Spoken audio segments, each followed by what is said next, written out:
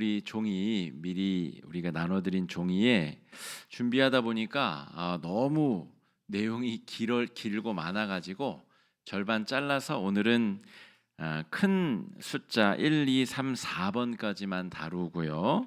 다음 주에 우리 마틴 루터와 종교개혁 5번, 6번, 7번 내용을 조금 잘라서 그렇게 따로 진행토록 하겠습니다. 우리가 지금 평신도 신학 강좌를 통해서 공부하는 내용 중에 어쩌면 이 교회사 파트에서는 이번 주, 다음 주, 그 다음 주까지가 가장 중요하다고 볼 수가 있습니다. 우리가 천주교라고 하면 어떤 마음이 드시죠? 천주교 그러면 네, 말이야. 그래서 이단 사이비 나쁜 사람들, 정말 참된 진리에서 벗어난 악에 속한 사람들, 우리가 감정적으로 반응하기가 쉽습니다.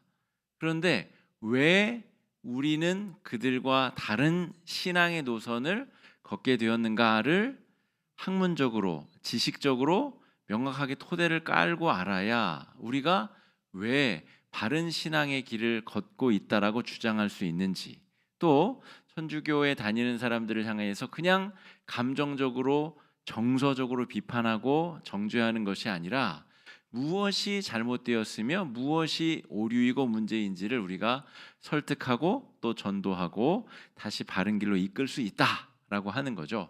그러므로 우리가 로마 카톨릭에서 분리하게 된 이 종교개혁 관련된 이번 주, 다음 주, 그 다음 주까지의 내용을 여러분 한번 잘 공부해 보시고 구체적인 사항들을 다 기억하는 것보다는 큰 줄기 안에서 이런 흐름으로 이렇게 종교개혁이 진행이 되었구나라고 하는 것을 기억하시고 또 마음에 새겨보시면 좋을 것 같습니다. 첫 번째, 종교개혁이라는 것은 무엇이냐라는 것을 명확하게 정의를 새롭게 하실 필요가 있습니다. 종교개혁이란 것은 첫 번째 16세기 유럽에서, 그러니까 16세기라는 것은 1500으로 시작하는 해를 말합니다. 1501년부터 1599년, 1600년까지 그때를 이제 16세기라고 부릅니다. 루터의 종교개혁이 1517년에 있었으니까 1500으로 시작하는 그 100년 사이에 있었던 일이죠. 1516세기 유럽에서 로마 카톨릭의 교리 오류와 부패를 개혁한 신앙 운동이다라고 하는 것입니다. 그러니까 저기에서부터 우리 개신교 신앙이 시작이 되었다라고 하는 거예요. 물론 우리가 지금 중점적으로 이번 주, 다음 주에 다루게 될 마틴 루터는 우리가 지금 속해 있는 장로교 교단의 창시자는 아닙니다. 루터는 루터교의 창시자입니다. 그런데 여러 개혁교회 중에 루터교도 있고 저 영국의 성공회도 있고 또 우리처럼 장로교파도 있고 감리교파도 있고 여러 개신교단 중에 그 하나 중요한 물꼬를 딱 연 사람이 마틴 루터이기 때문에 우리가 공부를 하는 것이고요. 16세기 유럽에서 로마 카톨릭이 잘못 가고 있는 길을 우리가 바로잡고자 부패한 것을 개혁하고자 일어난 신앙운동이 종교개혁이다라고 하는 것이에요. 그래서 두 번째 기억하실 중요한 것은 새로운 종교를 만들어낸 것이 아니라는 거예요. 자, 유대교하고 기독교는 전혀 다른 종교입니다. 그죠? 유대교와 기독교는 어떤 의미에서 다르죠? 유대교는 아직까지 구원자가 오지 않았다라고 믿고 있는 종교고요. 기독교는 구원자 그리스도께서 예수 하나님의 아들 사람의 몸으로 우리 가운데 오셨다라고 믿는 것을 기독교라고 부릅니다. 그리고 그 기독교 안에 다시 로마 카톨릭, 저 동방 정교회, 로마 가톨릭에서 우리가 분리 독립한 우리 개혁교회 여러 교파들이 그 가운데 있게 되는 것이죠. 자, 그런데 우리가 카톨릭과 전혀 다른 새로운 종교를 만들어냈다라고 잘못 이해하시는 분들이 있다는 거예요. 그런데 그게 아니라 원 줄기가 썩고 부패하였으므로 다시 근원으로 돌아가서 개혁한다는 말은 상처나고 썩어 문드러진 껍질, 가죽을 뺏겨낸다는 걸, 그게 개혁 아닙니까? 개혁은 가죽을 뺏겨낸다는 거, 아주 고통스러운 일이죠. 가죽을 뺏겨내면 얼마나 아프겠어요. 그런데 그 가죽을 뺏겨내야지 그 상처나고 망가진 부분이 재건될 수 있기 때문에 다시 근본으로 돌아가자, 이런 회복 운동이라는 겁니다. 그러므로 여러분, 저와 여러분, 우리는 개혁교회, 개신교회에 속한 신앙의 사람들인데 우리는 자긍심을 가져야 돼요. 자긍심. 부패되고 오류에 빠지고 온갖 오염되고 더러워진 것을 다시 바로잡고자 우리의 신앙의 선배들이 목숨을 걸고 뛰어든 운동에 우리는 그 수혜자들이라는 거예요. 그러므로 자긍심을 가지고 우리의 신앙생활에 적극적으로 더 뛰어들 필요가 있습니다. 종교개혁이란 무엇이냐? 세 번째는, 종교개혁은 가톨릭에 의해 부정되었고 교리적, 군사적 충돌로 인해 분리될 수밖에 없었던 개혁운동이다라고 하는 거예요. 그러니까 개혁자들은 소수였고 거대 다수는 힘이 있는 군사력과 정치력과 행정력과 모든 힘을 가진 그 로마 기득권 세력이 바뀔 마음이 전혀 없었어요. 그래서 마틴 루터도 파문당하고 정죄당하고, 그냥 프리드리히 제후가 숨겨주지 않았으면 잡혀다가 종교 재판을 받아서 그냥 화형에 처하거나 죽임을 당할 수밖에 없었다는 거죠. 그러므로 개혁을 하는 사람들의 개혁 요구가 받아들여졌다면 지금 우리의 신앙은 변화된 로마 가톨릭 성도였을 수 있습니다. 그런데 그 개혁 요구가 받아들여지지 않았기 때문에 이 개혁자들이 분리하고 독립하여서 근원으로 돌아간 새로운 그 복원된 신앙의 모습을 다시 회복한 것이 바로 우리 개혁교회의 개혁운동이다, 이렇게 볼 수가 있겠습니다. 우리가 종교개혁을 공부해야 되는 이유가 여기 있는 거죠.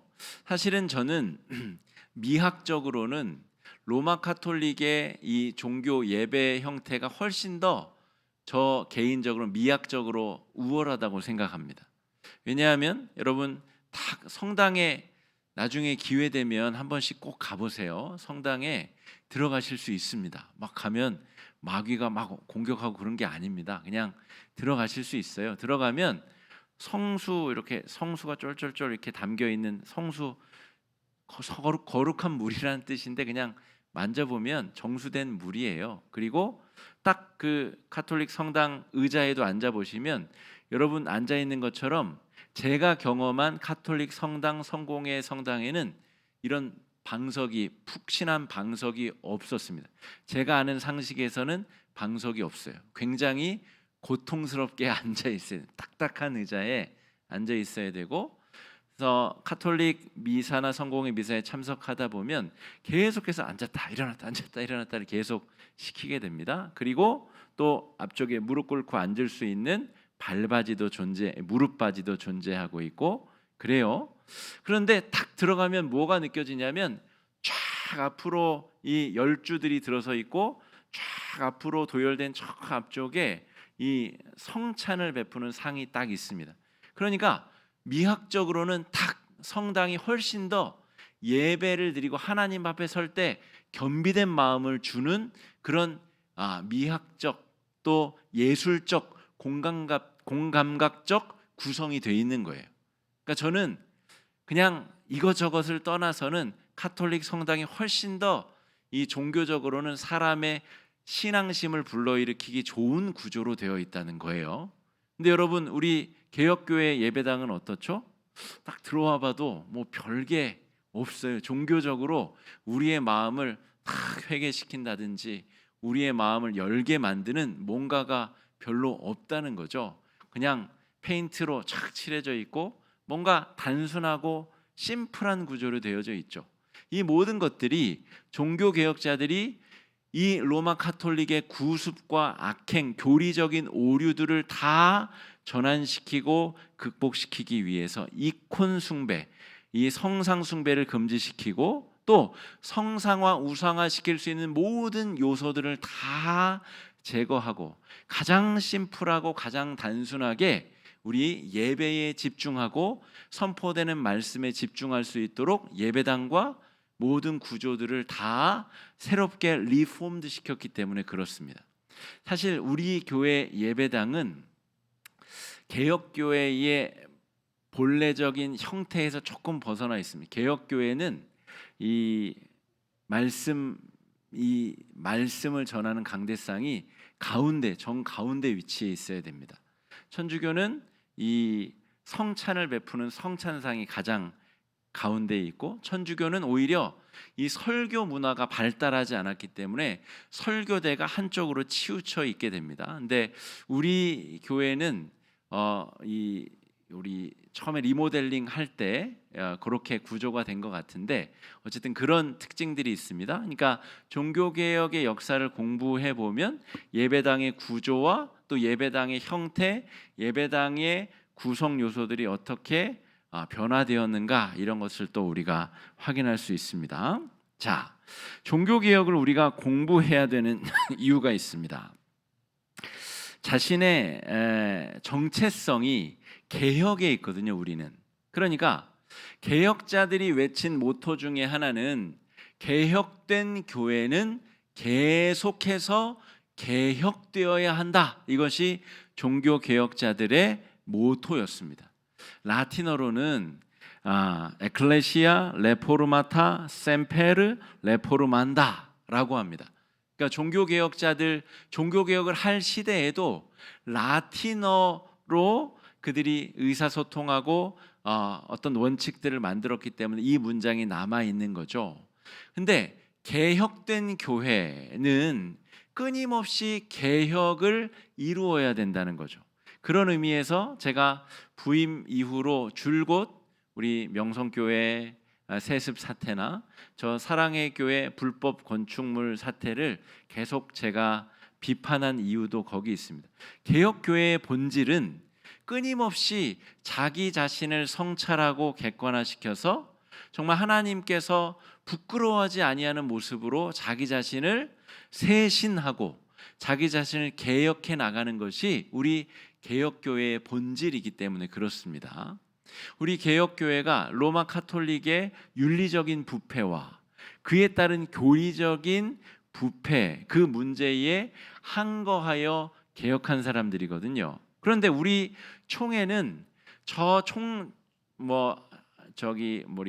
합동 측에서도 하지 아니하는 교회 세습을 금지하는 것을 총회법으로 정하는 아주 놀라운 선진적인 개혁 정책을 우리 입안하였습니다. 이미 총회법으로 통과를 시켰는데 저 명성교회 큰 교회가 자기 아들에게 교회를 물려줘야 되다 보니까 그 문장에 이미 총회법으로 정해져 놓은 문장의 해석을 제 마음대로 해석을 해서 물려줘도 된다라고 해석을 하고 그것을 강행하기 위해서 수많은 정치력을 베푸는 정치력으로 그것을 그냥 합리화시키고 오히려 면죄부를 주는 그런 악행이 지금도 벌어지고 있고 그 잘못된 악행이 뒤집어지지 않고 있다는 것이죠. 여러분 이것은 굉장히 우리 개혁교회 성도들로서 아주 불쾌해야 되고 아주 정말 너무나 모욕스럽게 생각해야 될 그런 일이라는 거죠. 개혁된 교회는 끊임없이 개혁되어져야 됩니다. 자, 우리 교회 이 본당에 드럼이 지금은 있죠. 그런데 우리 장로교회에 이 드럼이 예배당 안으로 들어온 게 90년대 후반 그 넘어서 2000년대 초반에도 못 들어온 교회들이 많습니다. 저 상스러운 물건이 교회에 들어오는 게 말이 되느냐. 그런데 여러분 지금은 우리 드럼도 예배당에 들어오고 또 제가 우리 강대상 카페트 탁 벗겨낸 다음에는 신발 신고 강대상에도 올라오죠. 이것이 개혁된다는 것입니다. 본질과 별로 상관이 없으면 충분히 설득력이 있고 성도들 간의 합의가 이루어지면 충분히 개혁되고 더 좋은 쪽으로 발전할 수 있다라는 거죠.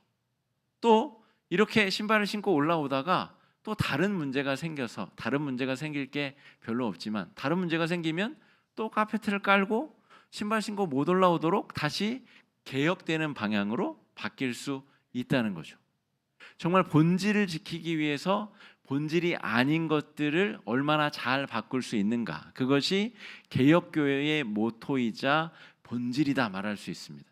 제가 저번에도 한번 예로 들었는데, 우리 서울 중심에 있는 아주 전통이 오래된 언더우드 선교사가 세운 어떤 모 교회에서는 부목사들 사이에 예배 마치고 줄 서는 순서만 틀려져도 장로님들이 정말 역정을 내고 노발대발하고 따로 데려가서 혼쭐을 내는 일이 벌어집니다.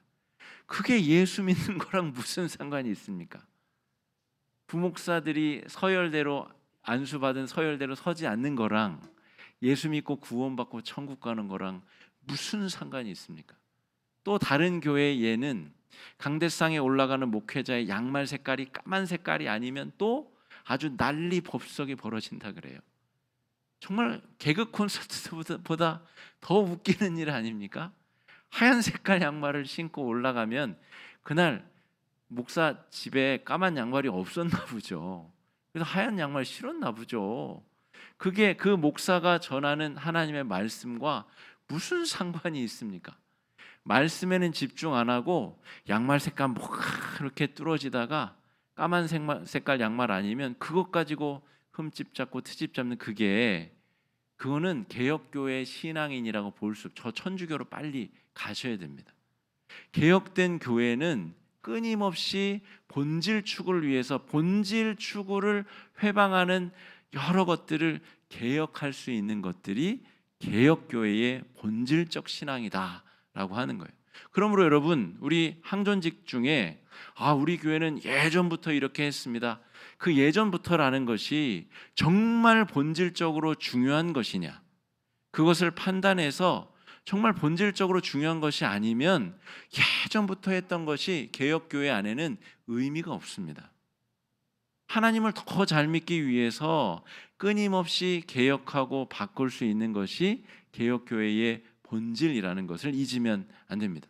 그러므로 여러분, 지금 평신도 신학 강좌 이 교회사 파트에서 이번 주, 다음 주, 그 다음 주에 할 내용이 가장 중요하다는 이유는, 지난주에 우리 로마 카톨릭 여러 오류들, 신학적인 문제들을 다 살펴봤잖아요.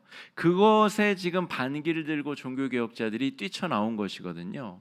왜 이런 일이 벌어졌으며, 그렇게 하지 않을 때에 교회가 결국 수구화되고, 지금 명성교회 사태처럼 그냥 그 자기들끼리 좋다고 하는 것 때문에 온 장로교회 250만 우리 성도들의 얼굴에 먹칠을 하는 일이 벌어지고 있다라고 하는 것입니다.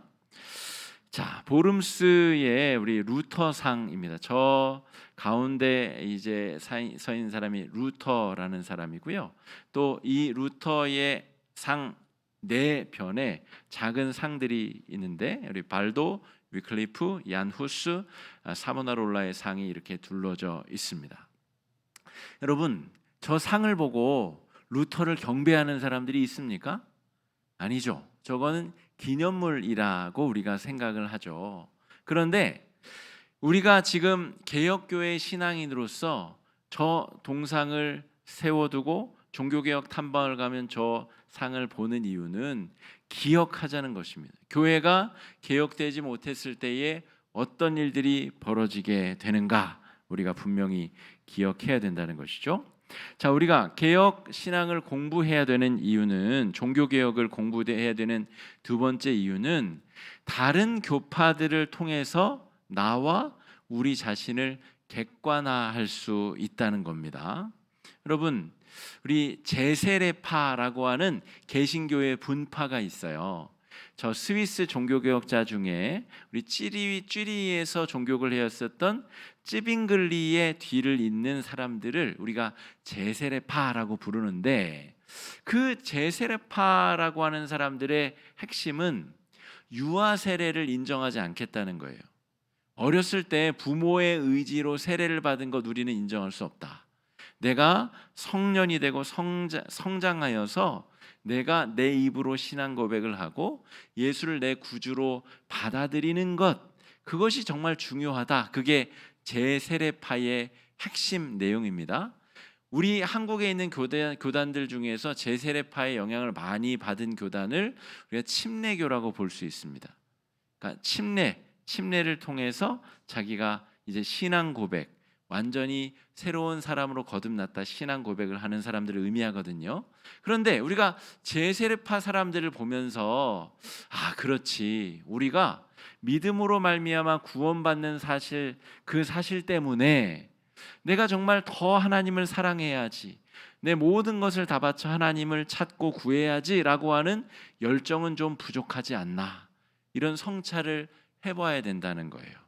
또 제세례파 사람들은 우리 장로교파 사람들, 감리교파 사람들을 보고 그렇지, 내 의지로 내가 구원받는다는 것이 아니라 믿음조차도, 내가 예수를 구주로 믿었었던 믿음조차도 하나님이 나에게 주셨기 때문에 내가 믿는 것이지 라고 하는 철저한 신앙 고백이 또 반대적으로 배우고 자기 성찰을 해야 된다는 것입니다.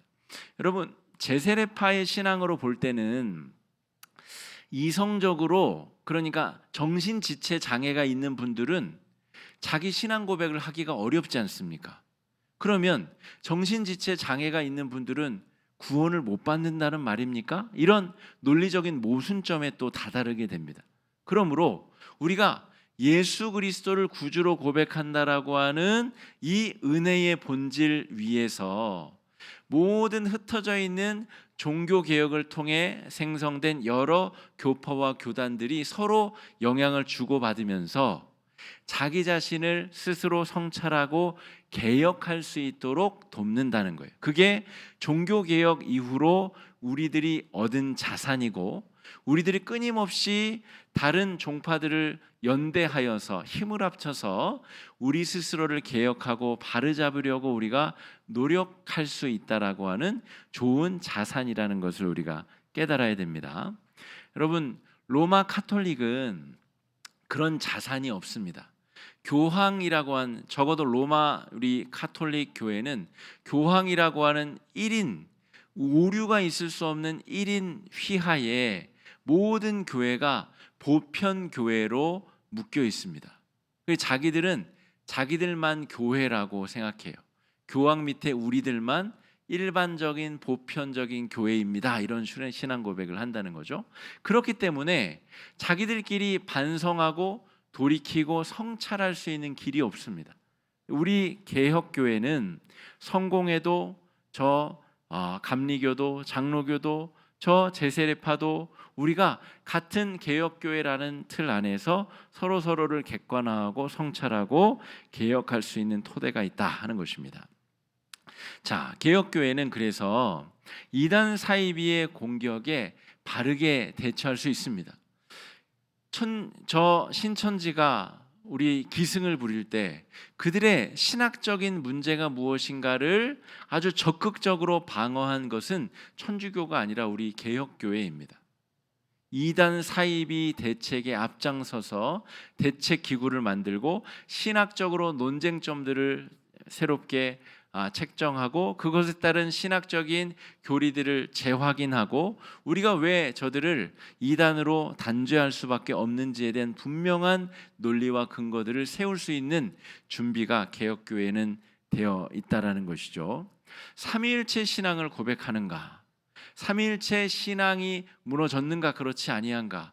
개혁교회는 어떤 이단 종파가 나타나든 그 몇 가지 기준 틀거리 안에서 명확하게 판단하고 이단 사이비의 공격에 바르게 대처할 수 있다는 것입니다.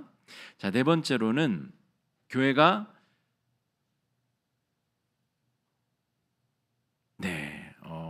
교회가 윤리적으로 잘못된 길을 자정할 수 있는 능력을 우리가 향상시킬 수 있다라는 것입니다.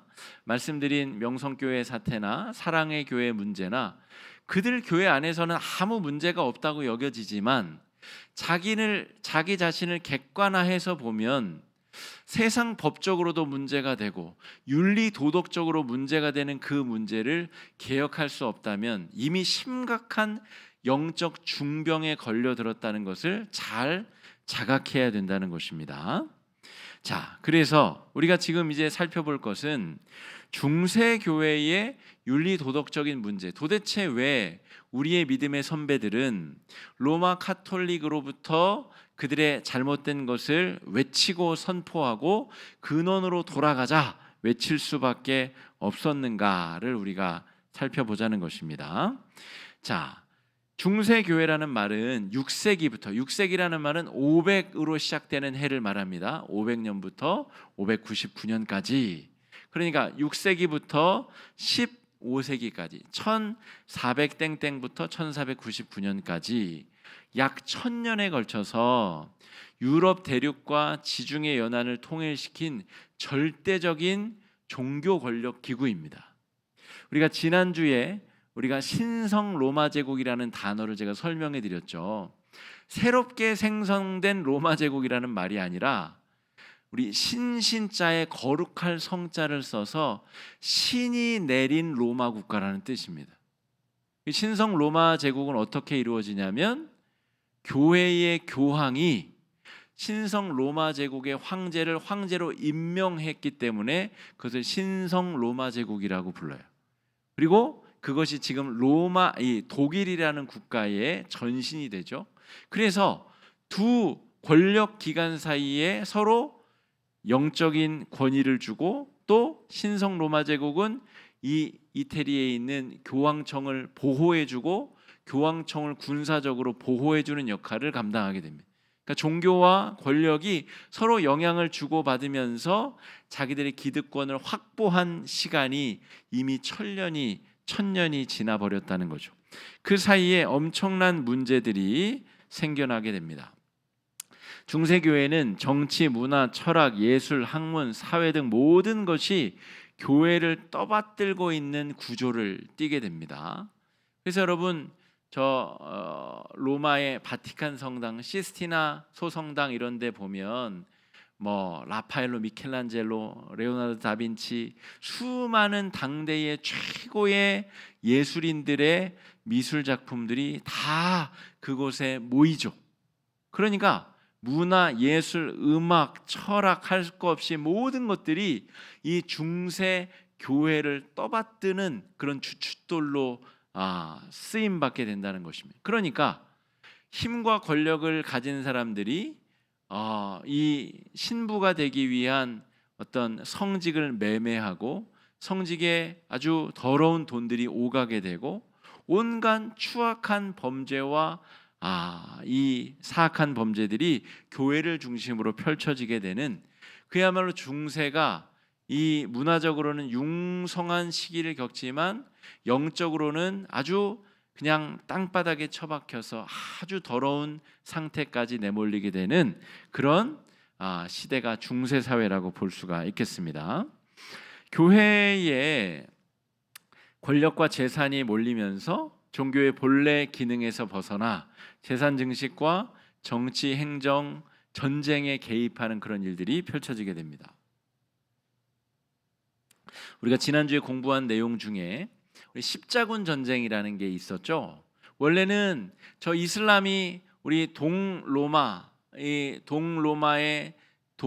교회를 침범하게 되면서 이제 동로마 교회가 서로마 교회에 지원 요청을 해서 이제 예루살렘으로 가는 우리 여행객들을 보호하고 또 예루살렘 성지를 탈환하기 위해서 십자군이 시작이 되었으나 4차 십자군 전쟁은 오히려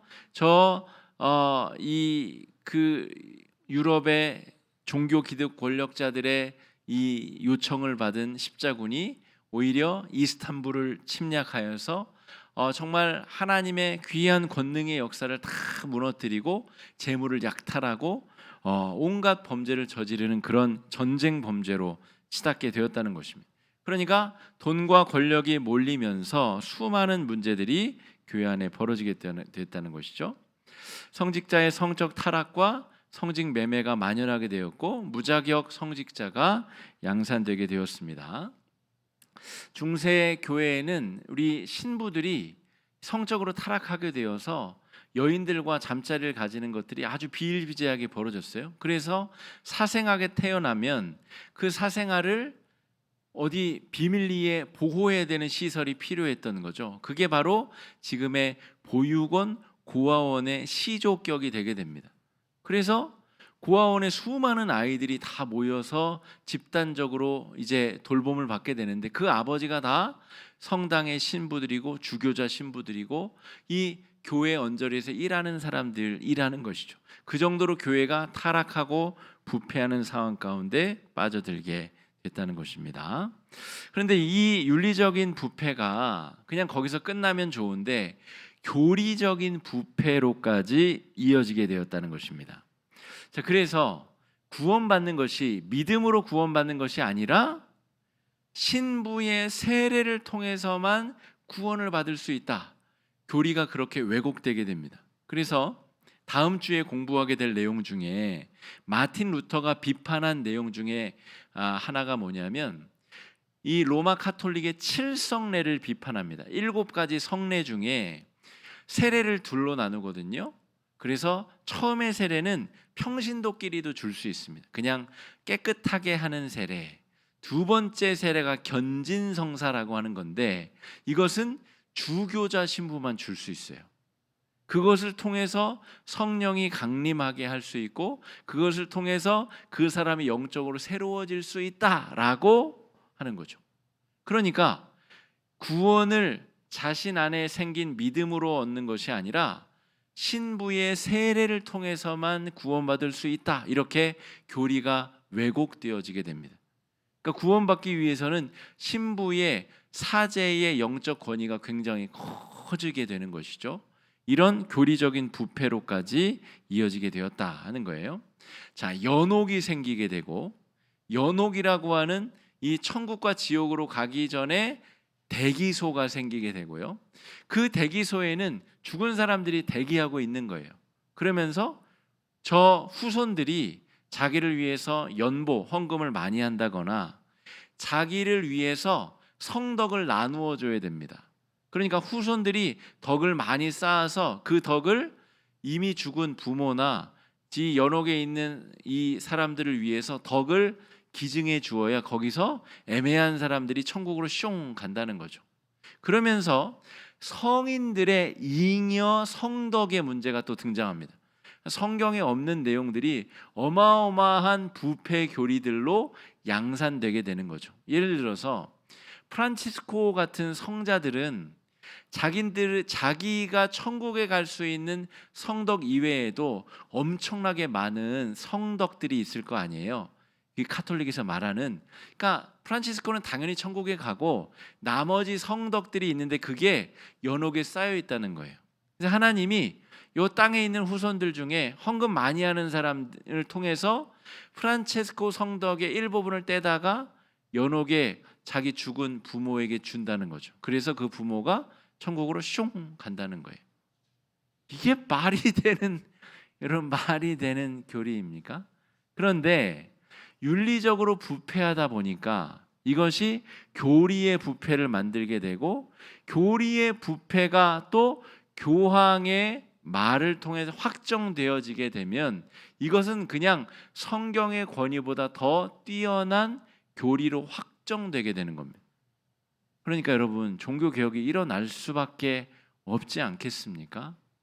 여러분, 당시에 마틴 루터는 깨어있는 성경학자였습니다. 이 어거스틴 수도원에서 시편과 성경을 가르치는 성경학자였습니다.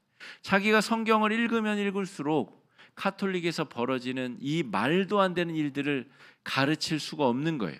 그래서 자기가 속한 주교자 신부에게 이 말도 안 되는 교리들을 반박하는 이 95가지의 반박문을 보내고 그 사본을 비텐베르크 성문에 붙인 것이 종교개혁의 출발점이었습니다. 그러니까 여러분, 이 윤리적인 부패가 지금 명성교회 사태도 마찬가지입니다.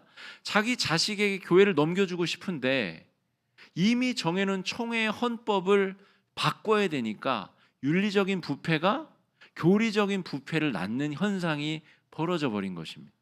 이것을 후배 총회장들이 추인해주고 덮어주고 다시 회개하고 우리가 화합하고 덮어주자, 면죄부를 주자는 이 논리를 어떻게 우리가 개혁된 교회의 성도들이 받아들여야 되냐는 말입니까? 천주교의 개혁의 기치를 든 우리의 개혁의 선배들도 죄인의 처분을 당하고 카톨릭으로부터 파면을 당했듯이 지금 이런 개혁의 목소리를 내는 목회자들은 소수에 불과하고 핍박과 탄압을 당하고 있습니다. 여러분, 그렇지만 종교개혁 신앙을 배우는 이유가 어디에 있어요? 우리가 끊임없이 개혁되지 못하면 우리 역시도 부패할 수밖에 없는 죄인들의 모임이 교회이기 때문에 그렇습니다. 제가 오늘 다소 흥분해서 말을 하고 있는데 여러분 이해해 주시면 감사하겠습니다. 종교개혁의 배경 부분을 좀 살펴보겠습니다.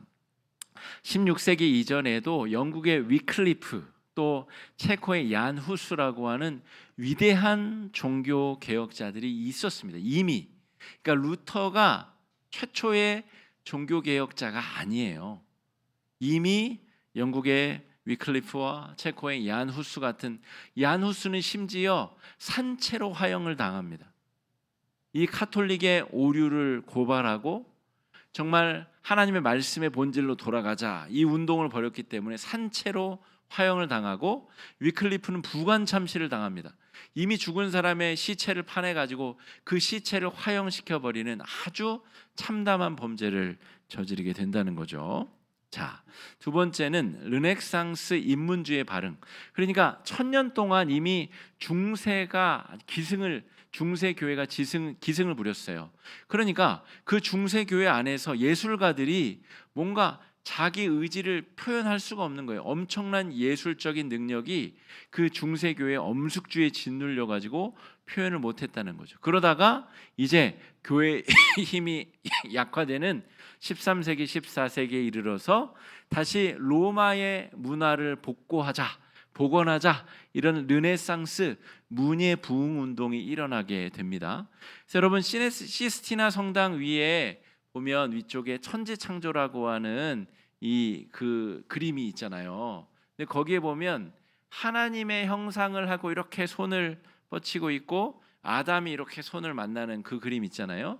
그 하나님의 이미지가 꼭 로마의 제우스 신을 닮았습니다. 그렇게 묘사하면 안 되는데 이미 14세기에 들어서 이 시스티나 성당에 그런 그림을 그려도 될 정도로 문예 부흥 운동이 이미 극에 달했다라는 것이죠. 또 민족주의 운동 발흥으로 말미암아서 가톨릭 교회의 지배력이 약화됐습니다. 무슨 말이냐면 유럽 전체가 교황의 통제 아래 있었는데 이제 신성 로마 제국은 우리는 독일이라는 나라로 새롭게 우리 아리안족끼리 새롭게 나라를 한번 만들었으면 좋겠어. 저 프랑스는 우리 프랑크족, 우리 왕국을 한번 새로 만들면 좋겠어. 자신의 민족에 따라서 나라들을 재건하려고 하는 움직임들이 있었다는 거예요. 그 와중에 루터를 보호해주는 프리드리히 제후라는 사람도 있었다는 거예요. 교황청 저거 잘못하는 일만 많은데 이 루터라는 사람이 바른 소리 하니까 내가 좀 숨겨주지 하고 루터를 신병 보호를 해줍니다. 그 신병 보호하는 1년 동안 루터가 성경을 번역하는 위대한 역사를 이루어내게 됩니다. 이 모든 것이 민족주의 운동의 발흥으로 가톨릭 교회의 권위에 대처하는 문화 가운데 생겨난 일이다 라고 볼 수가 있겠습니다. 오늘 여기까지 우리가 내용을 좀 살피겠고요. 다음 주에 우리가 마틴 루터는 어떤 사람인가, 그가 왜 개혁운동에 뛰어들 수밖에 없었는가, 그 내용의 본질은 무엇인가 우리가 좀 살펴보면 좋을 것 같습니다. 오늘 4가지 정도 기도 제목 가지고 함께 기도하면 좋겠는데요. 첫 번째 기도 제목은 이것입니다. 종교개혁자들의 신앙을 본받아서 영적으로 깨어서 신앙의 순수성을 유지하며 세상의 빛과 소금의 역할을 감당하는 우리 한국교회가 될 수 있게 달라고 이 시간에 함께 기도하며 나아가겠습니다. 기도하겠습니다.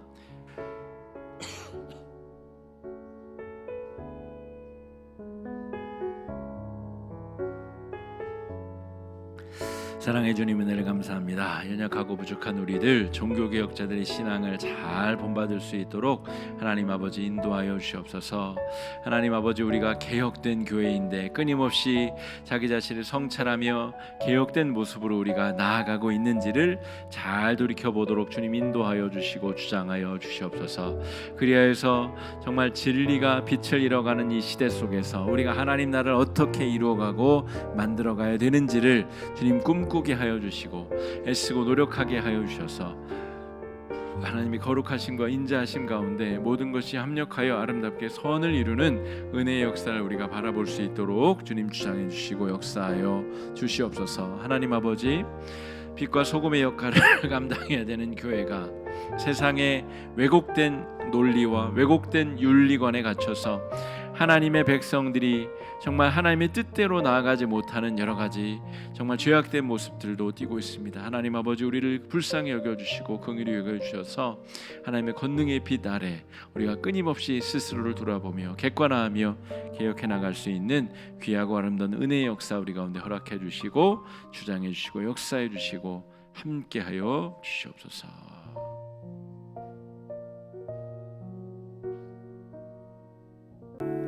두 번째 기도 제목입니다. 자기 확신의 오류에서 벗어나서 말씀을 통해 자기 객관화를 이루는 교회와 우리 성도들 되게 하여 주시고 세상을 거룩하게 변화시킬 수 있는 저력을 가진 교회가 되게 해달라고 이 시간에 함께 마음을 합쳐 뜨겁게 기도하며 나아가겠습니다. 기도하겠습니다.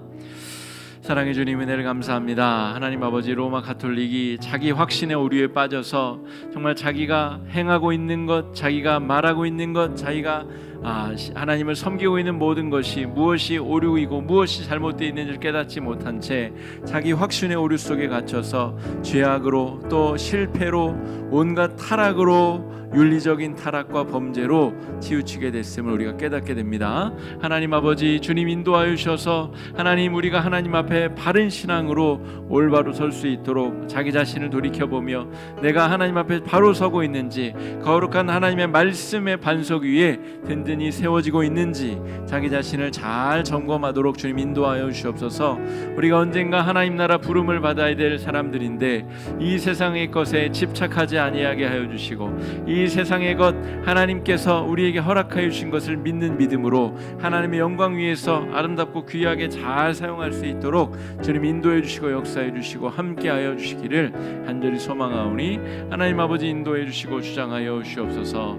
하나님 아버지, 자기 확신의 오류에 빠져서 정말 자기를 객관화하지 못하는 우리의 연약함을 긍휼히 여겨 주시옵시고 한국 교회를 긍휼히 여겨 주시옵시고 목회의 세습과 온갖 윤리적인 도덕적인 범죄에 빠져있는 한국교회가 갱신하고 새롭게 되어서 말씀의 반석 위에 든든히 세워져서 세상에 복음을 외치며 하나님 나라를 확장시키는 일에 쓰임받는 거룩하고 아름다운 교회들로 세워지게 하여 주시옵시고 우리 한 명 한 명 성도들, 하나님께서 우리를 거룩한 산 제사장들로 세워주셨고 우리가 무슨 일을 하든 그것이 하나님 앞에 거룩한 성직일진데 하나님의 영광을 위해서, 하나님 나라를 위해서 거룩하고 아름답게 쓰임받는 주의 일꾼들 될 수 있도록 주님 역사해 주시고 주장해 주시옵시고 함께하여 주시기를 간절히 소망하오니 아버지 인도하시옵소서.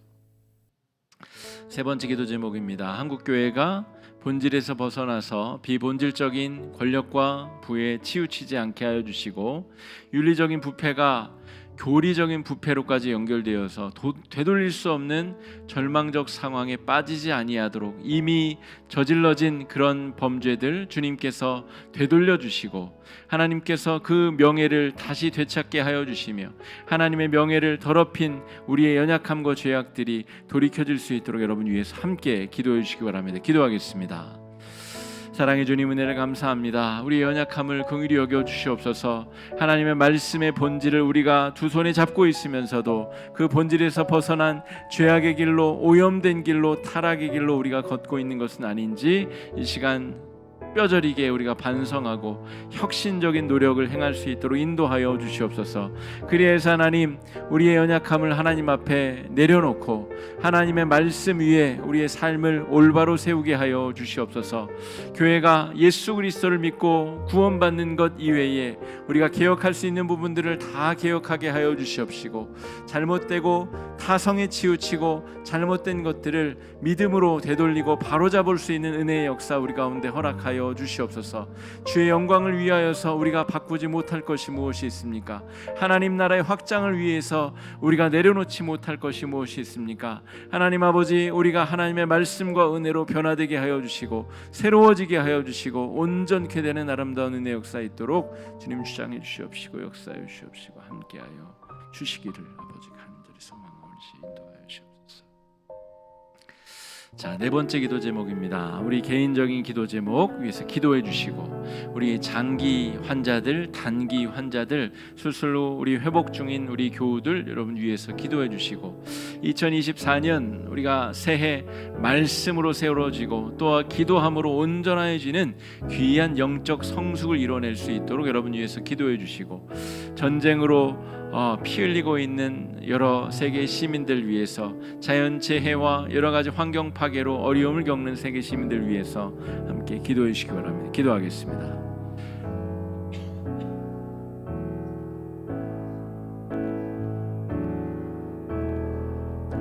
사랑의 하나님 아버지, 인도하여 주심을 감사합니다. 우리의 연약함을 긍휼히 여겨 주시옵시고 불쌍히 여겨 주시옵소서. 하나님 아버지, 여러 가지 기도 제목 가지고 하나님 앞에 나왔습니다. 우리의 연약함을 긍휼히 여겨 주시옵시고 불쌍히 여겨 주시옵소서. 교회 내 여러 환우들이 있습니다. 오랜 병마와 싸우고 있는 주의 성도들, 주님 그 병마를 주님 고쳐주시고 회복시켜 주셔서 이제는 더 이상 하나님 주시는 귀한 신앙생활 하는데 건강이 장애가 되지 아니하도록 주님 회복시켜 주시고 온전케 하여 주시기를 간절히 소망합니다. 하나님 아버지, 여러 가지 어려움 때문에 질병의 어려움, 경제적 어려움, 또 관계적 어려움으로 곤란에 빠져 있는 성도들, 그 어려움으로부터 건져 주시옵시고 하나님 나라의 귀한 회복의 능력의 역사를 경험하도록 아버지 인도하여 주시옵소서. 2024년 우리 화곡중앙교회 말씀으로 새로워지는 교회 되게 하여 주시옵시고 하나님의 권능과 능력으로 거룩해지는 은혜의 역사 우리 가운데 허락하여 주시옵소서. 그리하여서 외연의 확장과 내면의 성숙이 동시에 이루어지는 아름답고 귀하고 멋진 교회 되도록 주님 주장하여 주시기를 간절히 소망합니다. 주님, 전쟁과 자연재해로 어려움과 고통 가운데 있는 세계 시민들 긍휼히 여겨 주시옵시고, 주님 전쟁의 포화가 멈춰질 수 있도록 서로 죽이고 서로 정말 적이에 가득 찬 살육전이 그쳐질 수 있도록 주님 인도하여 주시옵소서. 이 피조 세계를 향한 하나님의 뜻이 온 세계 시민들 가운데 깨달아지게 하여 주시옵시고 온전히 하나님의 영광을 위한 거룩한 주의 일꾼들로 세워지고 쓰임받을 수 있도록 주님 주장해 주시옵시고 인도하여 주시옵소서. 사랑의 하나님, 오늘 종교개혁이 일어나게 된 여러 기저의 상황들과 여러 배경들을 공부하며 우리 신앙의 연약함들, 우리가 집중해야 되고 우리가 개혁해야 될 부분들을 하나님 앞에 새롭게 각성케 하여 주시옵소서. 그리하여서 하나님, 개혁된 교회는 끊임없이 개혁되어야 된다라고 하는 그 모토 아래 우리의 썩어지고 그 구습에 빠진 죄악된 습성들이 고쳐지게 하여 주시옵시고 하나님의 말씀보다 앞서려고 하는 교만함과 하나님 앞에 기도하지 아니하고 내 뜻대로 행하려 하는 그 오만함을 벗어던지게 하여 주셔서 하나님의 말씀 위에 든든히 새로워지는 신앙, 하나님 앞에 기도함으로 순종함으로 주의 믿음으로 새로워지고 거듭난 신앙의 삶 주님 다시 한번 새롭게 할 수 있도록 주님 주장해 주시고 인도하여 주시옵소서. 이제는 우리 구주 예수 그리스도의 은혜와 하나님 아버지의 크고 놀라우신 사랑과 성령님의 감동감화 교통 교제 역사하시는 은혜의 역사가 말씀 위에 자신의 삶을 새롭게 세우며